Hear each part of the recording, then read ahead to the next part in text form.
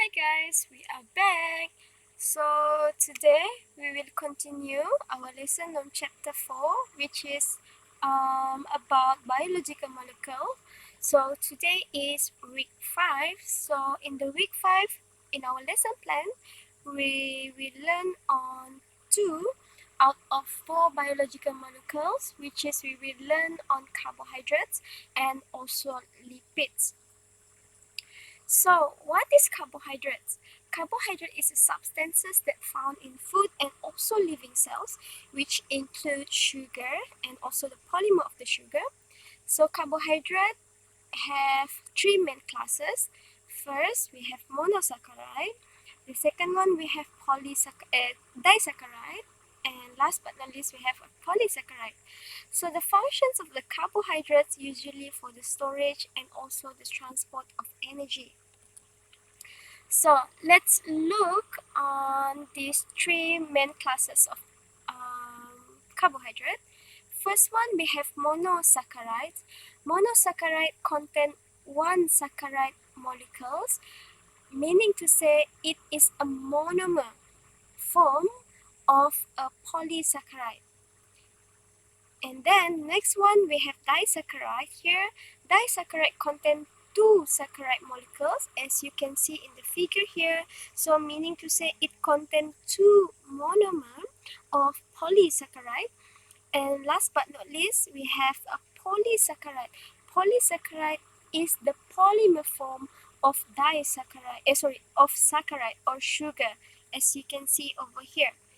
Okay, so all of this from monosaccharide to form a disaccharide through the process of dehydration, and from disaccharide to become a polysaccharide also occur through the process of dehydration that you have learned before in last week. And let's look for the first classes of carbohydrate, which is monosaccharide. So monosaccharide is a carbohydrate that cannot be hydrolyzed to a simpler carbohydrate. This is because monosaccharide is the simplest form of carbohydrates. So usually monosaccharide have a general formula of CnH2nOn, where N here is varies from 3 to 8. So it can be like C3H6O3, or it can sometimes it's up to 8, so it can be C8H16O8. So as I mentioned before, monosaccharide is the simplest form of carbohydrates. And for the example of monosaccharide that we will learn later, such as glucose, galactose, and also fructose. So this is the abbreviated ring structure of glucose, fructose, and sucrose. So monosaccharide are classified by two factors. First, you have to look at the locations of the carbonyl group. Remember, carbonyl group is the oxygen that bonded to the carbon backbone by double bond. And another one is that you have to look at the number of the carbon in the carbon skeleton. So in case of monosaccharide, the number of the carbon should be from 3 up to 8 number of carbon. So first, we're going to look at the locations of the carbonyl group. So carbonyl group will give the name to the monosaccharide, in which that if the monosaccharide have the carbonyl group at the end of the carbon skeleton, it is known as aldose. However, if the carbonyl group attached within the carbon skeleton, it is known as a ketose or ketone sugar. And the next factor is that you have to look at the number of carbon in the carbon skeleton. So if in the carbon skeleton the number of carbon atom is 3, it is called as a triose sugar. If it contains 4 number of carbon atoms, it known as tetros, pentos for 5 carbon, hexos for 6 carbon, heptos for 7 carbon, and octos for 8 carbon number in the carbon skeleton. So let's look for the example here. We have a triose sugar. Triose meaning to say it contains 3 number of carbon atom in the skeleton, 1, 2, 3, 1, 2, 3. And this one, the carbonyl group attached at the end of the carbon skeleton, so it is known as the aldose sugar. Meanwhile, this one, the carbonyl group attached within the carbon skeleton, therefore it is known as a ketone sugar. Another example here is that a pentose sugar, in which it contains 5 carbon sugar. As you can see here, 1, 2, 3, 4, 5. 1, 2, 3, 4, 5. This one is known as the aldose because carbonyl group at the end of the carbon skeleton. And this one is known as the ketose because the carbonyl group is within the carbon skeleton. And here is another example for hexose, 6 carbon sugar, 1, 2, 3, 4, 5, 6. 1, 2, 3, 4, 5, 6. Here, aldose contain carbonyl group at the end of the carbon skeleton, and ketose contain carbonyl group that attach within the carbon skeleton. So this is usually the saccharide. Okay, so the monosaccharide can be drawn in a linear form. This is a linear form, and also can be drawn in a ring form. This is a ring form structure. Okay, and it will become the abbreviated ring form. Okay, it is the same actually. So the next classes of carbohydrate is that disaccharide, in which disaccharide is a carbohydrate that is formed when 2 monomer of saccharide or 2 monosaccharide are joined together by a glycosidic linkage through dehydration process. Remember, if you want to synthesize a polymer or more complex form, you have to go through a dehydration process in which you need to lose here it's referred to the loss of water, yeah, not sugar. There is some mistakes here. So the general formula for disaccharide is usually C12H22O11. So example of disaccharide, we have maltose. Maltose is a disaccharide, a combination of 2 monomer glucose and another glucose. So maltose usually used in the productions of alcohol by fermentation. The second example of disaccharide is lactose. Lactose is a combination of monomer galactose and glucose. It is a milk. Lactose is a milk sugar found in milk. And last but not least, we have sucrose. Sucrose is a type of disaccharide that is formed when 2 monosaccharide, which is glucose and fructose, combined together, and it is found in table sugar in the maple syrup. So maybe you will ask me later, so why is the general formula for disaccharide is C12H22O11? Because it should be C12H24O12, right? This is because, let's look at here. So if you add 2 monomer combined together, you will have carbon 12, H24, hydrogen 24, and oxygen 12, right? But remember, the process to synthesize disaccharide from 2 monomer must undergo the process of dehydration, mean the process of losing the water molecules. So the water molecule is H2O, right? Meaning to say it contains 2 number of hydrogen atom and 1 number of oxygen. So when you subtract the water molecules over here. So you will have the new formula, which is C12H22NO11. 12 number of carbon atom, 22 number of hydrogen atoms, and 11 number of oxygen atom. So here is the clear picture of how does dehydration process occur. In maltose, glucose plus glucose, monomer plus monomer, combined together, synthesized through the process of dehydration by removing water, and it will become a maltose. So here it forms a glycosidic linkage. Another example, glucose, monomer, monomer fructose. Remove the water through dehydration process and it will become a sucrose.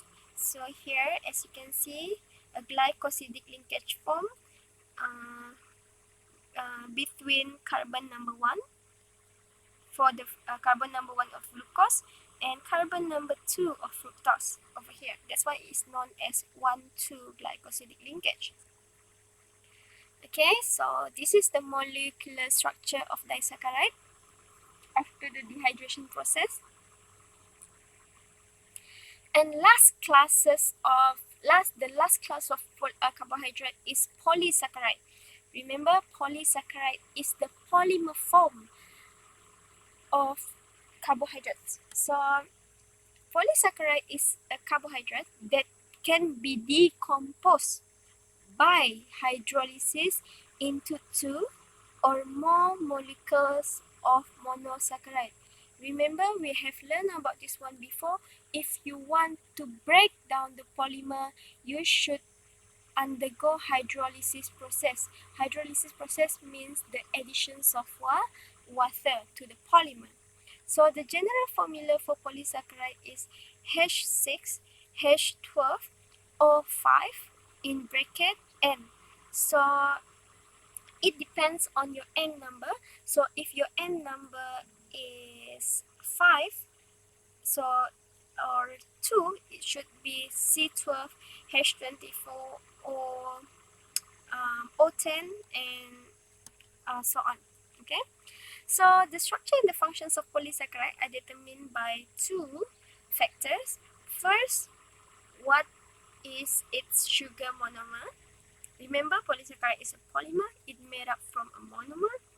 And you have to look also the positions of the glycosidic linkage. Okay, the positions of glycosidic linkage, either it is a alpha glycosidic linkage or beta glycosidic linkage. And based on its function, so polysaccharide can be divided into 2 types based on its function. First, storage polysaccharide, and the second one is structural polysaccharide. So this is molecular structure of polysaccharide. We have cellulose, starch, glycogen, and chitin. So the first type of polysaccharide based on its function, which is storage polysaccharide. In plants, storage polysaccharides, it is known as starch. Okay, so starch consists of glucose monomer. Okay, meaning to say a long chain of starch is actually made up from glucose monomer. Okay, through the dehydration process. So plant store extra starch as a granules within chloroplast and also other plastic. An example of starch in plants are amylose and amylopectin. Meanwhile, in animal, the storage polysaccharide is glycogen. Okay, in which human and other vertebrate store glycogen mainly in liver and also muscle cells. So this is a starch, a plant structural polysaccharide. Example, amylose and amylopectin. Meanwhile, in plant, the storage polysaccharide is the glycogen. So here is the structure of the glycogen. And the second type of polysaccharide based on its function is structural polysaccharide. So the polysaccharide cellulose is the major component of the tough wall of plant cells. Okay, so like starch, cellulose is also a polymer of glucose monomer, meaning to say it so the cellulose is a long chain of glucose monomer. However, the glycosidic linkage is different. Okay, so the difference is based on two rings formed for glucose, which is alpha and beta. As I mentioned before, starch also made up from glucose monomer. Cellulose also made up from glucose monomer. However, the differences between starch and cellulose is based on its glycosidic linkage. So let's see how does it differ from each other. Okay, for alpha glucose usually the OH, okay, the hydroxide is below the carbon atom number 1. Meanwhile, for beta glucose, the hydroxide or the OH attached at the upper side of the first carbon in the carbon skeleton. So as you can see here, the starch, which is the storage polysaccharide in plant, the glycosidic linkage is made up from glucose monomer. So all of the hydroxide group is at the bottom. Okay. Meanwhile, for cellulose, which is the structural polysaccharide in plants, the 1 to 4 linkage is made up from 1 to 4 linkage of beta glucose monomer. As you can see here, the OH group is at the upper side of the carbon skeletons. Okay, that is the difference between starch and cellulose. So polymer with alpha glucose are helical in structure. Meanwhile, polymer with beta glucose, which is referred to the cellulose, are straight in structure. So usually in straight structure such as cellulose, the hydrogen atom on one strand can bond with oxygen with hydroxide group on the other strands. So the parallel cellulose molecules held together this way are grouped into myofibrils, which form strong building materials for plants.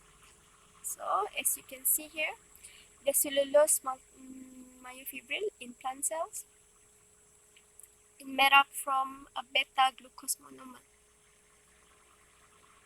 Okay, so enzyme that digest starch by hydrolyzing alpha linkage cannot hydrolyze beta linkage in cellulose. Okay, cellulose in human food pass through the digestive tract as insoluble fiber. That's why we as a human cannot eat grass, because usually grass contain a lot of cellulose.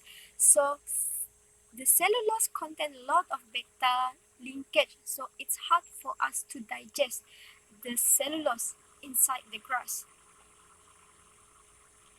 And next one, in animals,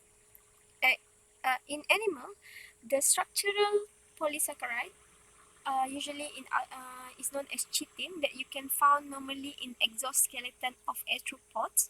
So chitin, it provides structural support for the cell wall of many fungi also, and it also used as a surgical trait.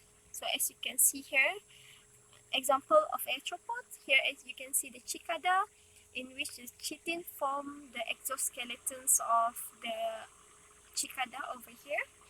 And also the chitin is used to make a strong and flexible surgical thread that decompose after the wound or incision heals. This is because chitin is a biological molecule in which, meaning to say, it can be decomposed easily. So in summary, three main classes of carbohydrate are monosaccharide, disaccharide, and polysaccharide. Monosaccharide is a monomer form of carbohydrate, for example, glucose, galactose, and fructose, and it classifies based on the locations of the carbonyl group, either it at the end of the carbon skeleton or within the carbon skeleton, and you can write it or draw it in two form, linear or ring form.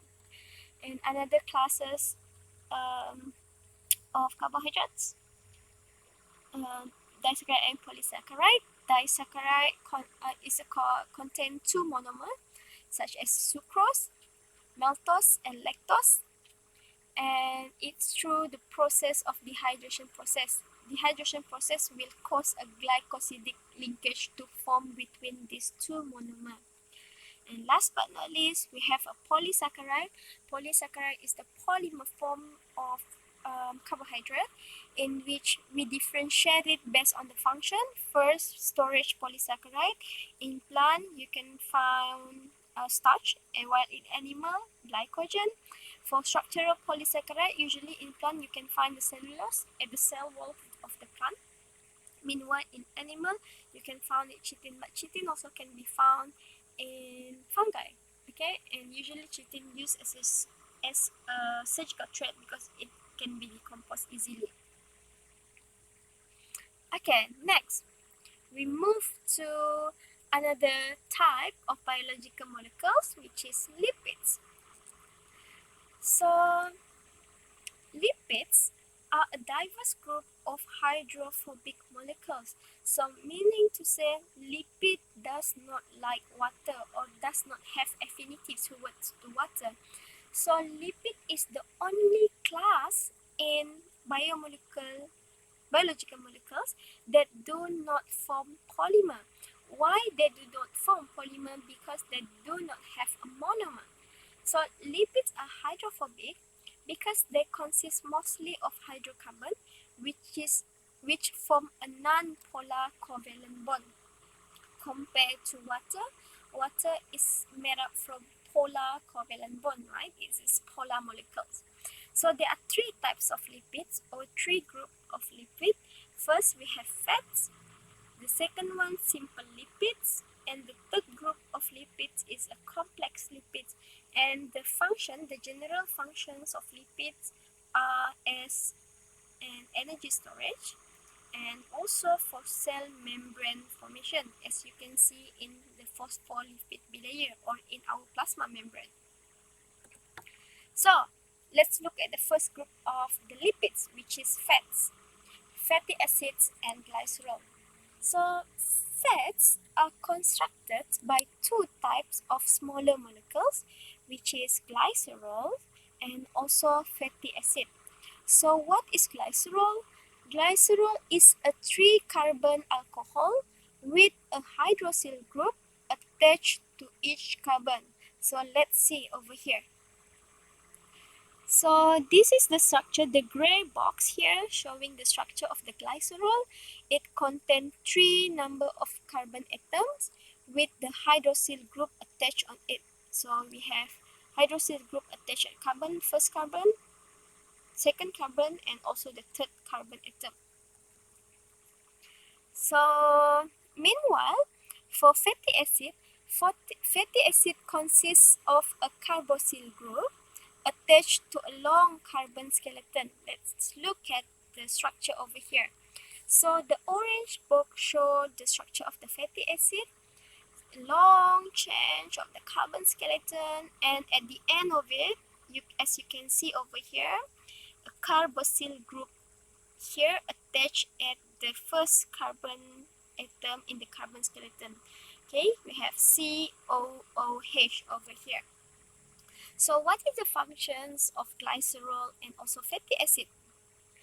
So fatty acid, it is the function is as a building blocks of phospholipid bilayer in cell membrane, and also it acts as a messenger molecules where the products of fatty acid used as hormones and also as a messenger molecules.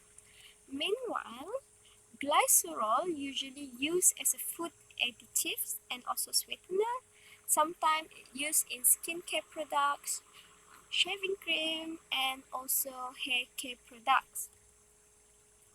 So, how does the fat form? Fats usually normally form, as I mentioned before, through dehydration process, in which the glycerol over here will combine with a fatty acid through dehydration process, and then it will become fats. Okay, it will become fatty acid plus glycerol, it will become fats. So fats are insoluble in water because water molecules form hydrogen bonds with each other and they exclude the fats. So in fats, the three fatty acids are joined to glycerol by ester linkage. Thus, it will create a triacylglycerol or triglyceride. This is the complex structure of lipids actually. So as you can see here, one molecule of glycerol through dehydration process, three dehydration process, 1, 2, 3, it will attach to three molecules of fatty acid and it will form ester linkage over here. So 1, 2, 3. Three ester linkage formed by three dehydration process. So it will become fat molecules, which is known as triacylglycerol or triglyceride. So let's look on the fatty acid itself. You exclude the glycerol first. So fatty acid vary in length. It depends on the number of the carbon and also the locations of the double bond. So there are two types of fatty acid here. Okay, the orange one. There are two types of it. First, you have saturated fatty acid and unsaturated fatty acid. So let's look what is the difference between saturated and unsaturated fatty acid. So fatty acid here, as you can see over here, this part, the orange part, is known as the head of fatty acid, which consisting of carboxyl group, and this is known, the black one is known as the tail of fatty acid, which is a long hydrocarbon change. Thus, this tail is hydrophobic, and the head is usually hydrophilic because it contains carboxyl group. Okay, so let's see. This is a type, one example of saturated fat, which is butter. So this is the head. As you can see, the head of fatty acid here. It attached to the glycerol molecule through ester linkage, and this is the tail of fatty acid. Okay, there is all of them are single bond, no double bond here. Meanwhile, for unsaturated fat, this is the head of unsaturated fatty acid, and this is the tail of the fatty acid. As you can see over here, there is one double bond over here. Okay, so basically saturated fatty acid does not contain any double bond. Meanwhile, for unsaturated fatty acid, it contains at least one double bond over here. Okay, therefore it lost one of hydrogen. Okay, meaning to say it have less number of hydrogen compared to saturated fatty acid. So fats that made from saturated fatty acid are called as saturated fats, and they are solid in room temperature, and most of animal fats are saturated fatty acid. Meanwhile, fats made from unsaturated fatty acid are called as unsaturated fat or oil, and they are liquid at room temperature. For example, we have plant fats and also fish fats. Okay, so a diet that rich in saturated fatty acid may contribute to cardiovascular disease through plaque deposit. Therefore, the hydrogenation process, in which it is a process of converting unsaturated fats to become saturated fats by adding the hydrogen, okay, at the double bond. So the process of hydrogenations can it creates the unsaturated fat with double bonds, and this trans fat may contribute more than saturated fats to cardiovascular disease. So unsaturated fats are not synthesized in human body. So therefore, if we need unsaturated fat in our body but we cannot synthesize it, therefore we have to supply it in our diet through um, uh, through a product sometimes. Okay, this essential fatty acid include omega-3 fatty acid, in which it is important for normal growth and also provide protection against cardiovascular disease. And you have to remember that I mentioned previously that the major functions of fat is for energy storage. So human and other mammals store their fat in adipose cell. So adipose tissue also a cushion for vital organs, okay, and insulate the body. And let's look at the differences, the clear differences between saturated and unsaturated fatty acids. Saturated fat, the chemical structure, it it does not contain double bond, and unsaturated fatty acid contain at least one double bond in the fatty acid tail. For saturated fat, it contains maximum of hydrogen atoms because they do not contain any double bond, so there is no hydrogen loss. Meanwhile, unsaturated fat contain fewer number of hydrogen atoms. This is due to the because of the loss of the hydrogen atom to form a double bond. So the physical structure of saturated fatty acid in room temperature usually solid, which is known as fats, and unsaturated fatty acid usually liquid at room temperature, which is known as oil, where you can find it in plant oils and also fish oil. So next group of lipids is simple lipids. So two examples we're gonna look in simple lipid is steroids and also prostaglandin. So steroids are lipids that characterized by carbon skeleton consisting of 4 fused rings. So example of steroid is a cholesterol, and it is the important hormone in our body. So even though cholesterol is essential in our body or in animals, high level in the blood may contribute to cardiovascular disease. So you have to control the cholesterol content inside your body, and the functions of the steroids is to help to control the metabolism, and also it helps to regulate the immune system. Okay, this is the molecular structure of the cholesterol, one type of the steroids. And the next example of simple lipids is prostaglandins. So prostaglandins are a group of lipid compounds that made up of fatty acid only. So the function usually for maintenance of the tissues, help in blood clotting, and to control the blood pressure.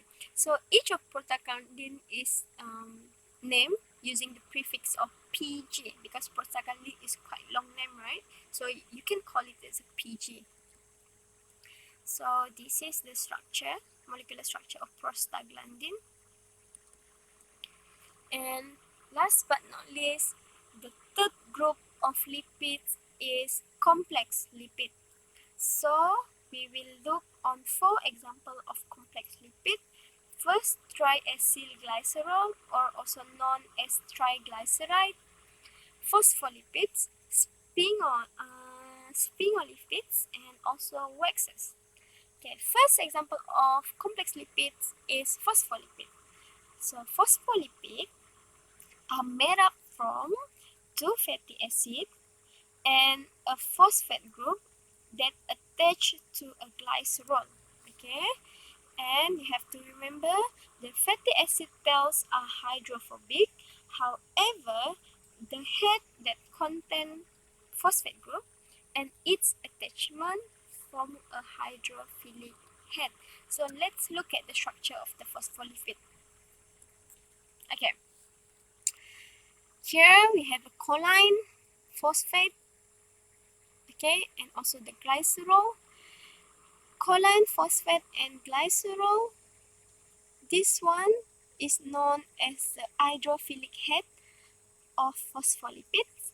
Meanwhile, the fatty acid over here, first one we have saturated fatty acid, the second one we have unsaturated fatty acid. As you can see a double bond here, it is a hydrophobic, meaning to say it does not like water and does not have affinity toward the water. So what is the importance and the function of phospholipids? So phospholipids are the basic components of the cell membrane structure, and it gives the membrane the fluidity and also to allow the small non-polar and also lipid soluble substance to pass through the cell membrane. Okay, this is much clearer image over here.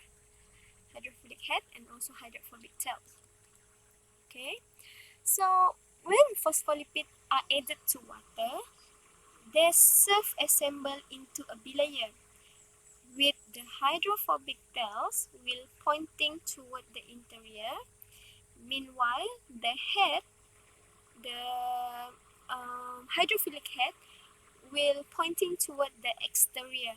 Okay, so the structure of phospholipid result in bilayer arrangement that found in cell membrane, and it is a major component of cell membrane. You learned about it before on semester 1.